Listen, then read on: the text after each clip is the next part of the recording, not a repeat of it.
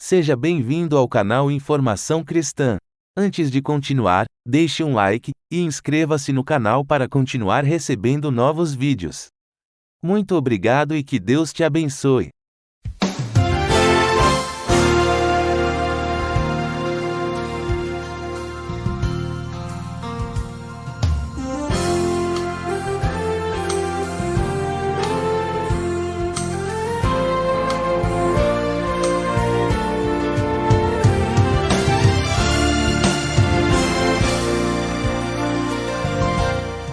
Deus tem planos para cumprir em nossas vidas.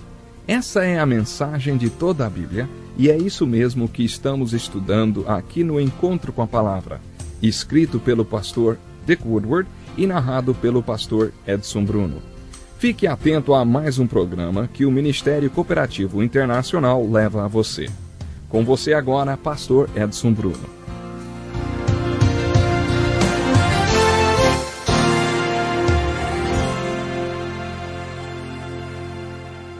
Olá, que felicidade grande mais uma vez estarmos juntos para o programa Encontro com a Palavra. Gostaria que você pegasse sua Bíblia e abra sua Bíblia no livro de Josué.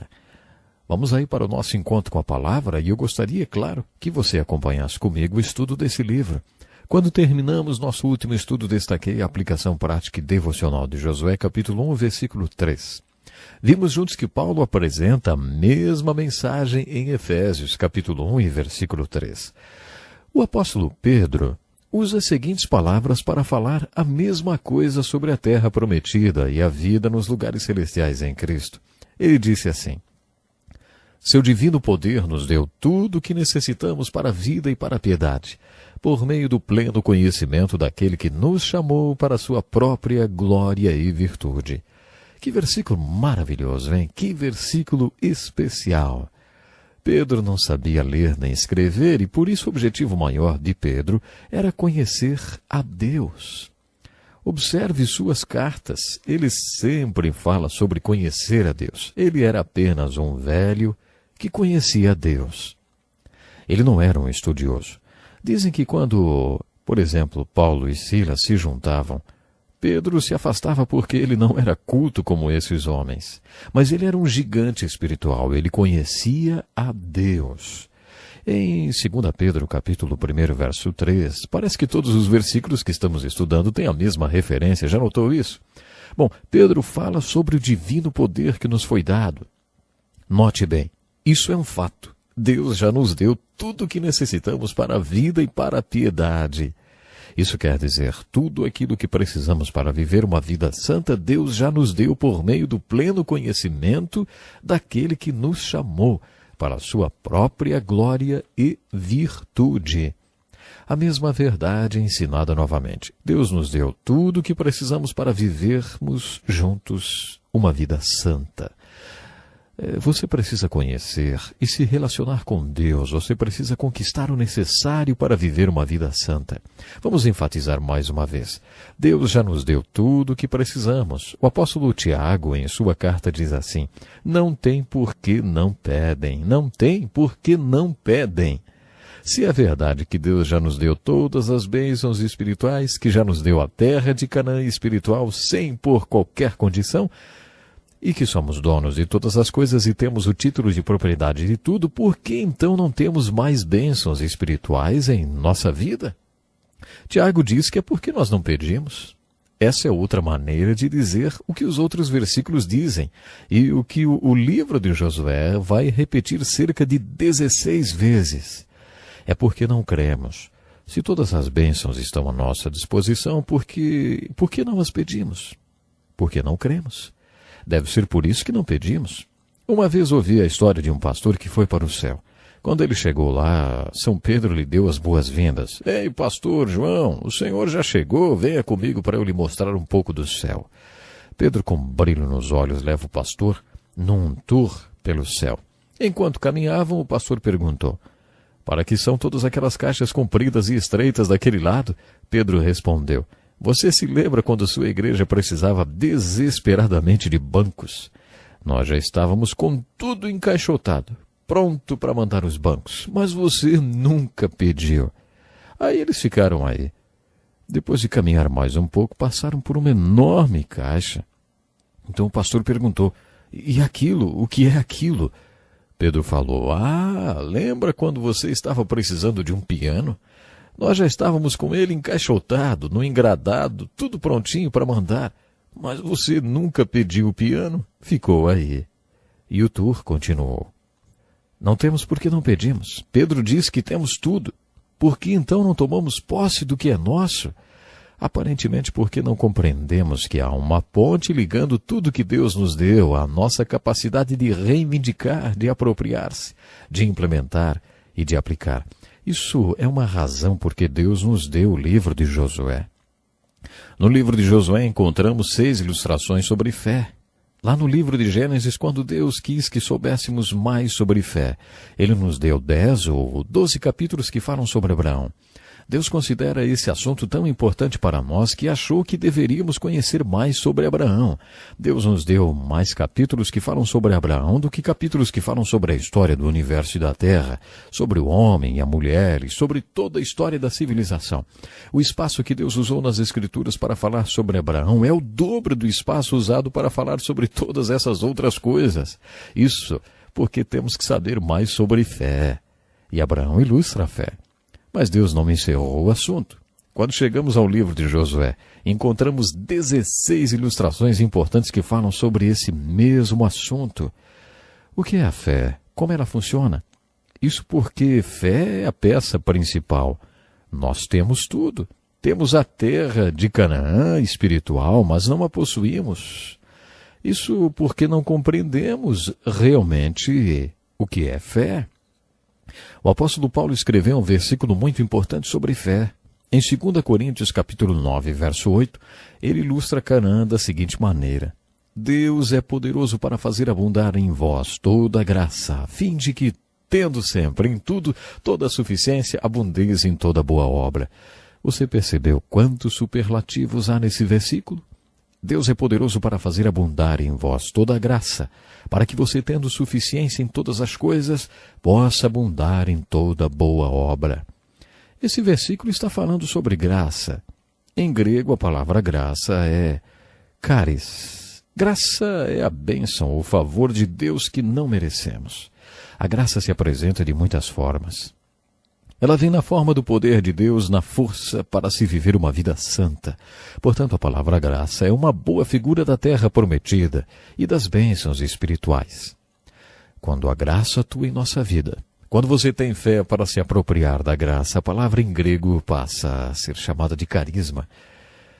E como essa palavra é importante, que conceito importante! Veja bem, esse versículo afirma que Deus pode fazer toda a graça abundar para você. Não é um pouquinho de graça escorrendo em sua direção, não. Deus é poderoso para fazer abundar em vós toda a graça, a fim de que, tendo sempre em tudo toda a suficiência, abundeis em toda boa obra. Todo carisma, toda graça, toda suficiência, todas as coisas sempre em todos nós. É isso que Paulo está dizendo. Agora, se isso é verdade, por que não abundamos sempre em toda boa obra e não encontramos sempre a ampla suficiência para todas as coisas? Uma vez fui almoçar com um amigo e quando perguntei: "Como é que vai? Tudo bem com você?" Ele respondeu como sempre responde: "Tudo ótimo, tudo maravilhoso." Eu já estava meio cansado daquela resposta que ele sempre dava. Era segunda-feira e o seu fim de semana não tinha sido muito bom, não. E nem eu estava me sentindo ótimo e maravilhoso. Então eu disse para ele: se você não tivesse se sentindo ótimo e maravilhoso, como é que você responderia a minha pergunta? Aí ele respondeu: eu mentiria para você. E eu disse: então me diga como você está de verdade. Aí começamos a conversar abertamente. Você já teve um daqueles dias em que não se sente dono de nenhuma daquelas bênçãos espirituais? Se Deus nos faz abundar em toda graça para que tenhamos plena suficiência em todo o tempo, por que temos dias ruins? Há várias respostas para essa pergunta. Conheço uma história que ilustra bem o que quero dizer. Um homem rico ia passar suas férias de verão numa ilha turística e mandou seu carro esportivo de navio antes de viajar. Quando chegou lá, ele ficou decepcionado ao descobrir que a velocidade máxima permitida em toda a ilha era de 30 km por hora e que todos só andavam de ciclomotores, umas mobiletes.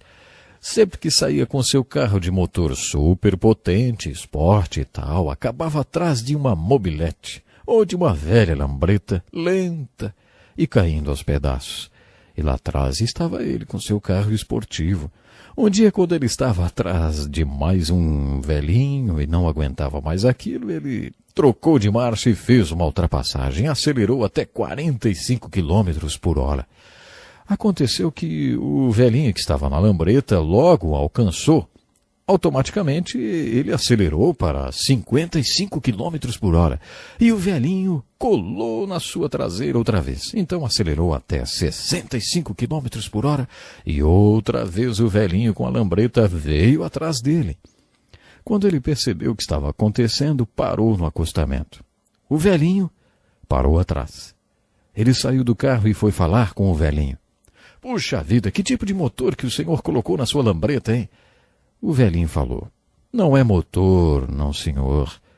Foi o meu suspensório que ficou preso no seu para-choque. Pois bem, a razão pela qual muitos cristãos, quando tentam seguir a Cristo, são inconstantes é porque estão presos a alguém que tem um motor turbinado espiritualmente. Acho que essa é uma das respostas para aquela pergunta. Se Deus pode nos fazer abundar em toda graça, por que não temos mais força espiritual, então? Uma vez perguntei a uma freira o que ela achava do movimento carismático na Igreja Católica. Ela me disse que quando esse movimento começou, ela teve algumas dúvidas e foi conversar com seu bispo e perguntou a ele, Bispo, os carismáticos vão para o céu? O bispo respondeu, se eles não passarem direto. Quando pensamos em carisma, muitas coisas vêm à nossa mente. No livro de Josué existe uma terra que, em termos geográficos, são literais. Essa terra é a terra de Canaã. O povo de Deus teve que entrar nela, conquistar uma cidade de cada vez, derrotar uma nação por vez. Mas a aplicação devocional do livro de Josué, que é o que nos interessa, não tem a ver com uma terra geograficamente falando. Tem a ver com o carisma. Tem a ver com graça. Você acredita que Deus pode fazer você superabundar em toda a graça? Não estamos falando do Billy Graham ou do seu pastor. Estamos falando de você. Você superabundar em graça para não, de vez em quando, mas sempre encontrar em Deus e na sua graça a suficiência para fazer aquilo para o que Ele o chamou. Não fraquejando, mas superabundando em tudo para viver o que Ele planejou para você. A terra de Canaã ilustra o propósito de salvação para o povo de Israel e sua libertação do Egito, que é a salvação. Canaã é a figura do propósito da salvação deles. Segundo o apóstolo Paulo, Deus nos salvou pela graça, mediante a fé. De acordo com Paulo, essa salvação não vem de nós mesmos, é um presente de Deus e precisamos viver esse presente, essa graça. Infelizmente eu tenho que parar por aqui, mas no próximo programa vou continuar a falar um pouco mais sobre os grandes ensinos do livro de Josué. Leia o livro de Josué, esteja na palavra, pois quando o povo de Deus entra na palavra, e a palavra de Deus entra no povo de Deus, coisas maravilhosas acontecem. Programe-se então para estarmos juntos aí outra vez no próximo encontro com a palavra. Até lá. Que lição importantíssima. Obrigado, pastor Edson Bruno. Prezado ouvinte, coloque em prática o que você ouviu aqui. Sem dúvida, sua vida será grandemente abençoada. Este é um estudo escrito pelo Dr. Dick Woodward, na voz do pastor Edson Bruno. Escreva-nos e solicite o material. Nosso endereço é Encontro com a Palavra, Caixa Postal 2011, CEP 89201-970, Joinville, Santa Catarina. Até o nosso próximo encontro com a palavra.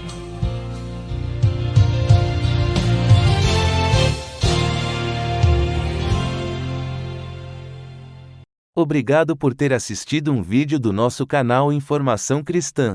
Esperamos que ele tenha edificado a sua vida e também da sua família. Pedimos que por favor se inscreva no nosso canal, dê um like e compartilhe esse vídeo para o maior número de pessoas, para que elas também sejam edificadas e alcançadas pela palavra do nosso Deus. Que Deus te abençoe e até o próximo vídeo.